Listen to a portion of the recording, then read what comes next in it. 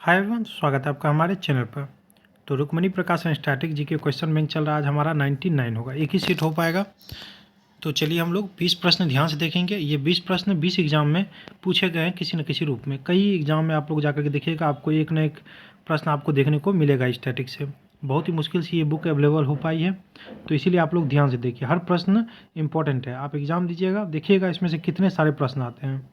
यानी 4000 plus question इसमें आपको मिलेंगे, जो आपको किसी भी एग्ज़ाम को क्वालिफाई करने के लिए बहुत है। तो चलिए ध्यान से देखिए एक एक प्रश्न को। जिसमें पहला प्रश्न होगा हमारा, विद्रोह के दौरान शहीद हुए सेना और असम राइफल्स के 357 जवानों को समर्पित एक वीर समर्पित स्मृति स्मारक नागालैंड में स्थापित किया गया है। यह स्मारक डैश में स्थित है, तो नागालैंड के कहाँ पर स्थापित है, तो ये पूछ रहा है। तो ये हो जाएगा मोकोंगचुंग। मोकोंगचुंग हो जाएगा ऑप्शन बी। निम्नलिखित में से किस भारतीय ने एक अफ्रीकी देश में फिनिक्स इंस्टीट्यूट की स्थापना की थी? फिनिक्स इंस्टीट्यूट की स्थापना की थी, तो यह होगा हमारा महात्मा गांधी। ऑप्शन बी महात्मा गांधी, ध्यान रखना है। निम्नलिखित में से किस राज्य में उमियम झील स्थित है, जो कि बाड़ापानी झील के नाम से प्रसिद्ध है? निम्नलिखित में से किस राज्य में उमियम झील स्थित है, जो कि बाड़ापानी झील के नाम से प्रसिद्ध है? तो यह होगा हमारा मेघालय। ऑप्शन डी मेघालय, ध्यान रखना है। मुगल प्रशासन के संदर्भ में पोलस शब्द का प्रयोग किसके लिए किया जाता था? मुगल प्रशासन के संदर्भ में पोलस शब्द का प्रयोग किसके लिए किया जाता था? तो ये हो जाएगा हमारा राजस्व आकलन के लिए भूमि का प्रकार। ऑप्शन ए राजस्व आकलन के लिए भूमि का प्रकार। बिहार के दीदारगंज में प्राप्त प्रसिद्ध चौड़ी धारी यक्षिणी की मूर्ति डैश काल के धरोहर के रूप में वर्गीकृत की गई है। बिहार के दीदारगंज में प्राप्त प्रसिद्ध चौड़ी धारी यक्षिणी की मूर्ति डैश काल के धरोहर के रूप में वर्गीकृत की गई है। तो ये होगा हमारा 5 का ऑप्शन ए मौर्यकाल। ऑप्शन ए मौर्यकाल। चंद्रगुप्त मौर्य ने स्थापित किया था मौर्यकाल, मौर्य वंश। किसानों को अपनी बंजर जमीन में सौर बिजली उत्पादन संयंत्र लगाकर इसे ग्रिड पर बेचने हेतु प्रोत्साहित करने के लिए केंद्र सरकार ने डैश कार्यक्रम निर्मित किया है। कौन सा कार्यक्रम निर्मित किया है? तो देखेंगे हम लोग पीएम कुसुम। पीएम कुसुम बहुत इंपॉर्टेंट है, ध्यान रखिएगा। पीएम कुसुम। प्रत्येक वर्ष की शुरुआत में भारतीय संसद का प्रथम सत्र दोनों सदनों की संयुक्त बैठक की स्थापना के साथ शुरू होता है। ध्यान सुनिए, प्रत्येक वर्ष की शुरुआत में भारतीय संसद का प्रथम सत्र दोनों सदनों की संयुक्त बैठक के साथ शुरू होता है। निम्नलिखित में से कौन इस बैठक को संबोधित करके सदन के आह्वान का कारण बताते हैं? तो यह होगा हमारा 7 का ऑप्शन ए राष्ट्रपति। ऑप्शन ए राष्ट्रपति।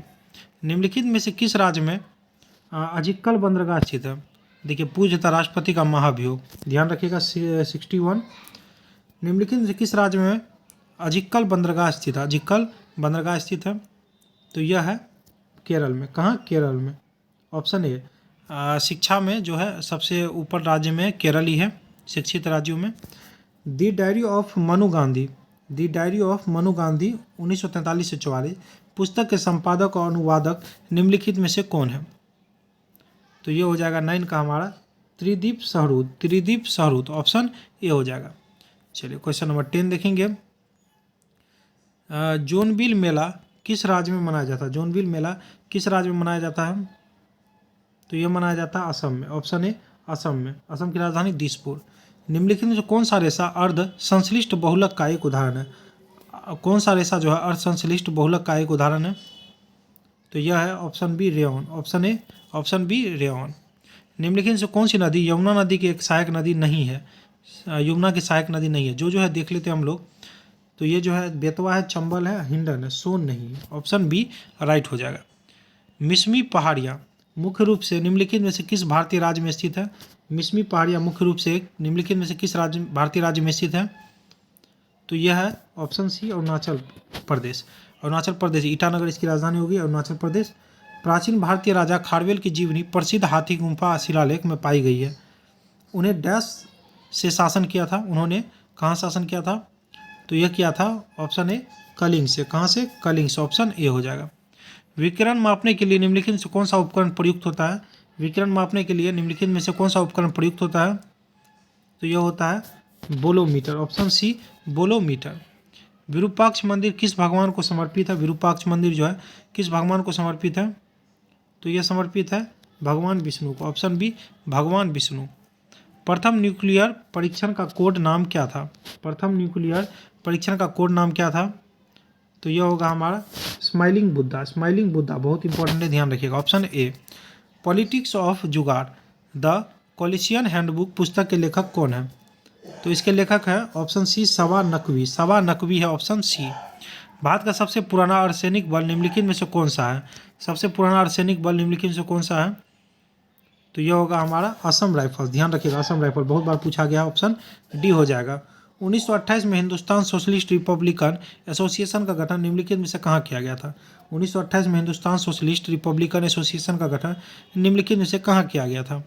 तो यह किया गया था ऑप्शन ए दिल्ली में। कहाँ? दिल्ली में। ध्यान रखिएगा, ऑप्शन ए हो जाएगा। चलिए 20 प्रश्न थे, सारे मैंने करवा दिए। अच्छा लगे तो लाइक कमेंट शेयर जरूर कीजिएगा। शेयर ध्यान से कीजिएगा। बाकी थैंक यू।